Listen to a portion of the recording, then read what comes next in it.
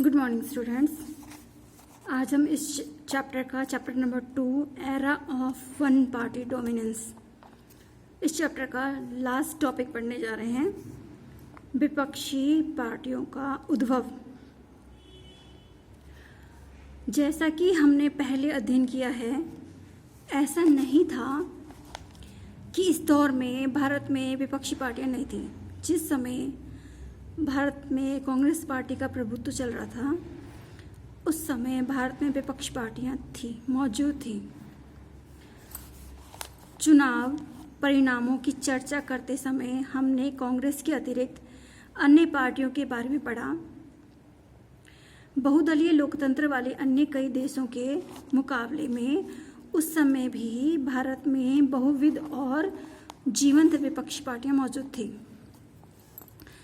जिन देशों ने multi party democracy अपनाया था, उनके मुकाबले भारत में विपक्ष पार्टियां मौजूद थीं, अनेक विपक्ष पार्टियां मौजूद थीं।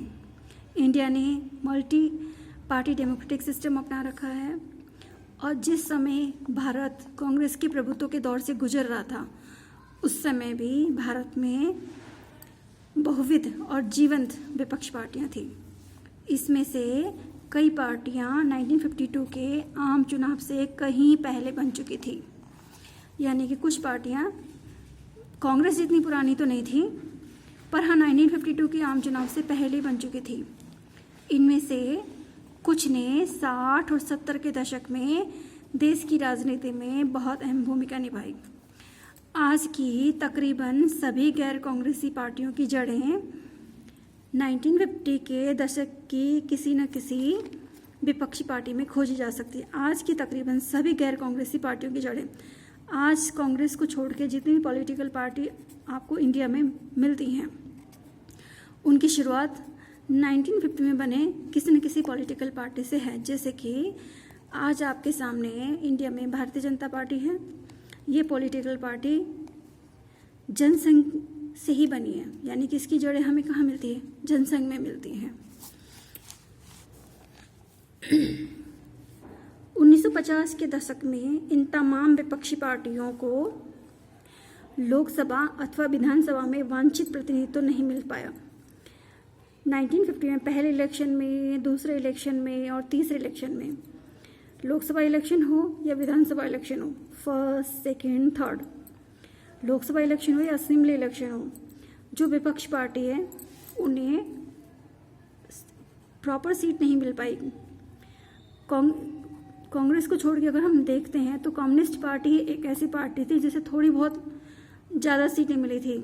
जैसे पहले इलेक्शनों से 16 सीटें मिली, फिर 27, फिर 28, बाकियों के बहुत कम थे, 3, 4, 5, 6 ऐसे। फिर भी इन पार्टियों की मौजूदगी ने हमारी शासन व्यवस्था को लोकतांत्रिक चरित्र बनाए रखने में निर्णायक भूमिका निभाई। भले ही जो अपोजिशन की पार्टियां थी, विपक्ष पार्टियां यानी अपोजिशन की पार्टियां थी, कांग्रेस को छोड़ के जो और पॉलिटिकल पार्टी थी, भले उन्हें इतनी सीट ना मिली हो, उतने वोट ना मिले हो, पर उनके रहने से, उन पॉलिटिकल पार्टियों के रहने से इंडिया का डेमोक्रेटिक नेचर बरकरार रहा। अगर वो कोई पॉलिटिकल पार्टी नहीं रहती, कांग्रेस को छोड़कर अगर कोई पॉलिटिकल पार्टी नहीं रहती, तो कांग्रेस बार बार जीतती रहती, और ऐसे जीत को हम कोई डेमोक्रेटिक जीत नहीं मान सकते। जब दूसरी पॉलिटिकल पार्टी है ही नहीं, ऐसे में अगर कोई एक पार्टी बार बार जीत रही, तो हम उसको ये तो नहीं कह सकते कि वो डेमोक्रेटिक तरीके से जीत के आई है। इन पार्टियों ने कांग्रेस पार्टी की नीतियों और व्यवहारों की कड़ी आलोचना की। कौन सी पार्टियों ने? जो अपोजिशन में पार्टी थी, विपक्ष पार्टियां थी। इन पार्टियों ने कांग्रेस पार्टी की नीतियों और व्यवहारों की कड़ी आलोचना की। इन आलोचना में सिद्धांतों का बल होता था। आलोचना किस आधार पर करते थे? सिद्धांतों के आधार पर आलोचना करते थे। इन आलोचना में सिद्धांतों का बल होता था। विपक्षी पार्टियों ने शासक दल पर अंकुश बनाए रखा। विपक्ष पार्टियों ने शासक दल पर अंकुश बनाए रखा, और बहुधा इन पार्टियों की वजह से कांग्रेस पार्टी के अंदर शक्ति संतुलन बदला। इन पार्टियों ने लोकतांत्रिक राजनीतिक विकल्प की संभावना को बनाए रखा। इन पार्टियों ने भले ही इन पार्टियों को भले ही कम सीटें मिल रही हो, पर इन्होंने एक विकल्प, कांग्रेस से अलग एक विकल्प तो दिया ही, लोगों को एक विकल्प दिया, यानी कि कांग्रेस के बाद भी और पॉलिटिकल पार्टी है। ऐसा करके इन पार्टियों ने व्यवस्थाजन्य आक्रोश को लोकतंत्र विरोधी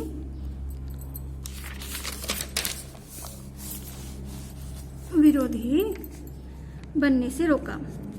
इन पार्टियों ने ऐसे नेता तैयार किए जिन्होंने आगे चलकर हमारे देश की तस्वीर को संभालने में बहुत महत्वपूर्ण भूमिका निभाई। कांग्रेस की से हटके जो विपक्ष पार्टियां थी, उनके जो नेता थे, आगे चलकर इंडिया की पॉलिटिक्स को डेमोक्रेटिक नेचर देने में इन नेताओं की अहम भूमिका रही। आरंभिक वर्षों में कांग्रेस और विपक्ष पार्टियों के नेताओं के बीच पारस्परिक सम्मान का गहरा भाव है।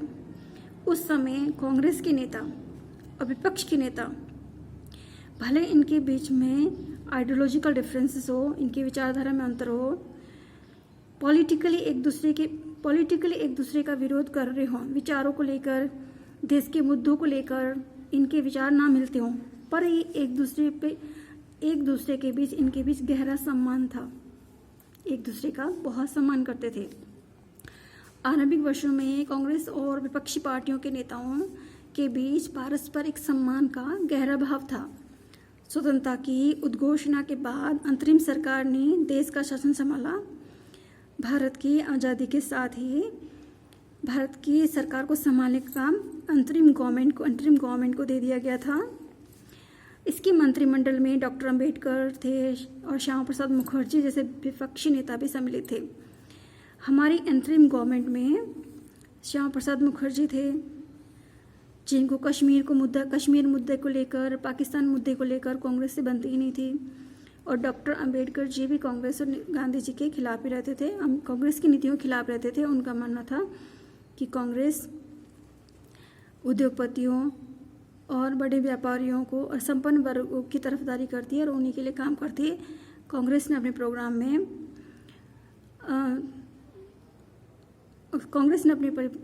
में दलितों के लिए कुछ नहीं किया।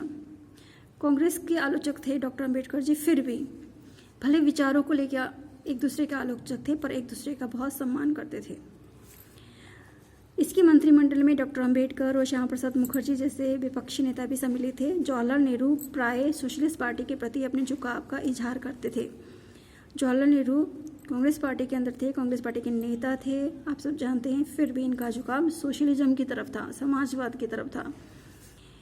जयप्रकाश नारायण जो कि सोशलिस्ट पार्टी के नेता थे, जयप्रकाश नारायण जैसे समाजवादी नेताओं को सरकार में सम्मिलित होने का न्योता दिया।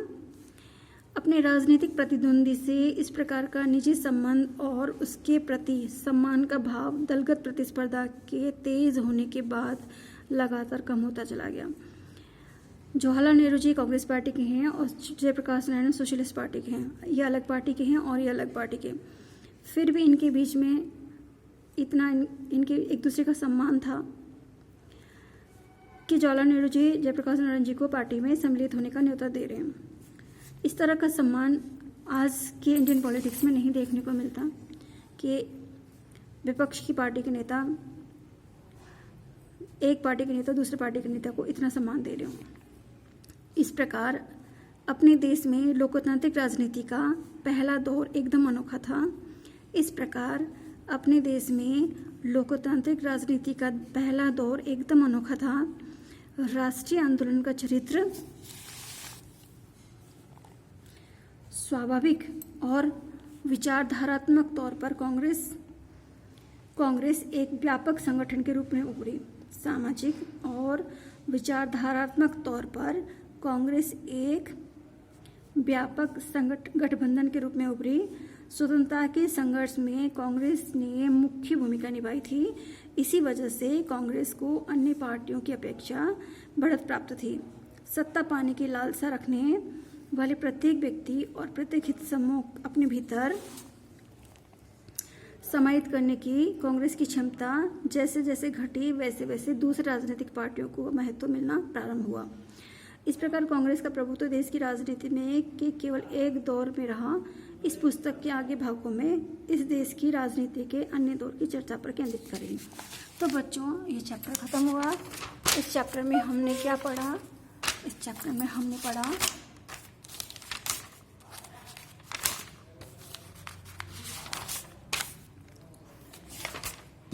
इस चैप्टर में हमें पढ़ना है एक दल के प्रभुत्व का दौर, कांग्रेस का लंबे समय तक भारत की राजनीति में प्रभुत्व के क्या कारण थे।